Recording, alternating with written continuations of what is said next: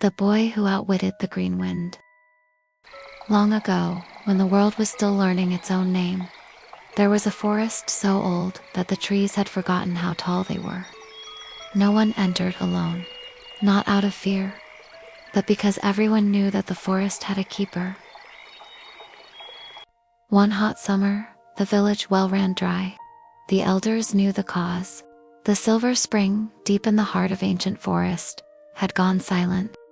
Someone had to speak to the keeper of the forest. They called him Wyndmere, the Green Wind. He was not evil, but he was proud and clever, and he loved nothing more than to twist a traveler's path. Every strong man volunteered, every brave woman stepped forward, but the Green Wind turned them all back. Confused, exhausted, wandering home with muddy feet and empty hands. It was then that a boy named Yoshi raised his hand. Yoshi was not the strongest.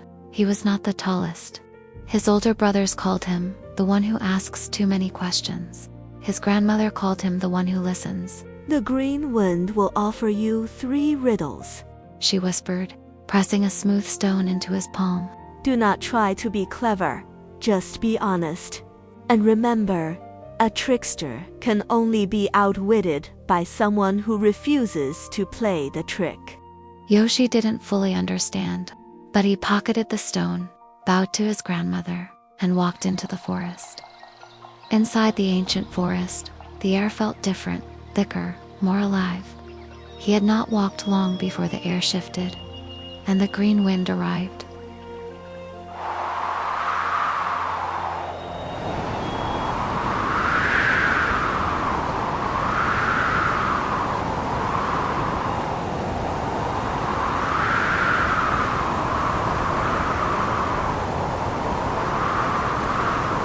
He appeared as a tall figure woven from leaves and fog, his eyes glowing like the moonlight. Little villager, you wish to reach the silver spring.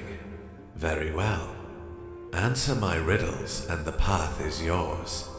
Fail, and you walk home, if you can find it. The first riddle. And I have no mouth, yet I speak to everyone. I have no memory, yet I never lie. What am I? Yoshi thought of his grandmother's face when she looked at the river. How the water showed you exactly what was there. Nothing more, nothing less. The water. The Green Wind tilted his head. Acceptable. The second riddle. I am most powerful when I am given away. I am lost when I am kept. What am I? Yoshi thought of his grandmother, how she always had enough, even when the harvest was thin. Because she shared everything, and the neighbors always returned it tenfold. Trust. Acceptable. The third riddle.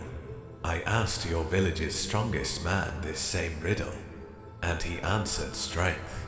I asked your bravest woman, and she answered courage. Both were wrong. What is the one thing that cannot be taken from a person, no matter what? He thought of his grandmother, who had lost her husband, who lost 2 harvests in a single year, and still rose every morning and made tea. The choice of how to begin again, said Yoshi quietly. Then the Green Wind laughed. I have asked that riddle for 300 years, said the Green Wind. He stepped aside to reveal the path to the silver spring. You are the first to answer it without trying to impress me. Yoshi woke the spring with river water. His grandmother had told him the spring only needed to be reminded it was not alone. The water rose. By nightfall it flowed all the way back to the village well. As he turned to leave, the Green Wind called after him. Boy, you never used the stone. Then why did you carry it? Yoshi smiled. So I'd have something to hold when I was afraid. The Green Wind stood at the edge of the forest, looking over at Yoshi and the rural village. No one is sure, but the old women of the village swear that from that season onward, travelers who entered the ancient forest alone sometimes found the paths a little clearer than before. Not always, but often enough.